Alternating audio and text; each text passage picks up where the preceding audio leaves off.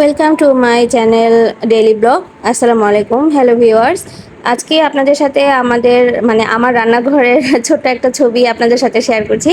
দেখতে পাচ্ছেন রান্নাঘরটা অনেক বেশি ছোট এবং যার কারণে আমি আমার ইচ্ছা মতো জিনিসগুলো গুছাতে পারি না। যেহেতু ভাড়া বাসায় যারা থাকেন তারা অবশ্যই জানতে পারবেন আসলে প্যারাটা কতটুকু। আসলে চাকরি সুবাদে আমাদের ভাড়া বাসায় থাকতে হয় শহরে।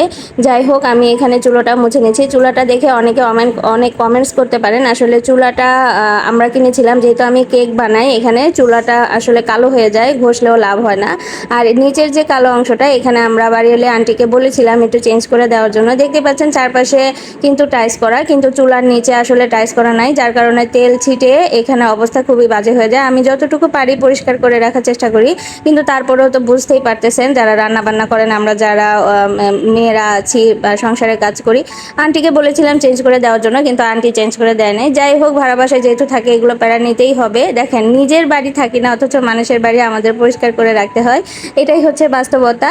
যাই হোক, আমি রান্নাবান্না কাজগুলো শেষ করেছিলাম। আর হচ্ছে সকালবেলা উঠে, আজকে যেহেতু অফিস বন্ধ ছিল, আমি সকালে কাজগুলো শেষ করেছি।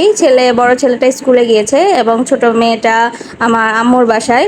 তো আমি কাজগুলো মোটামুটি গুছিয়ে নিলাম এবং আরও কিছু কাজ আছে। তো আগামীকাল দেখা হবে ইনশাল্লাহ ছোট কোনো ব্লগে। ধন্যবাদ।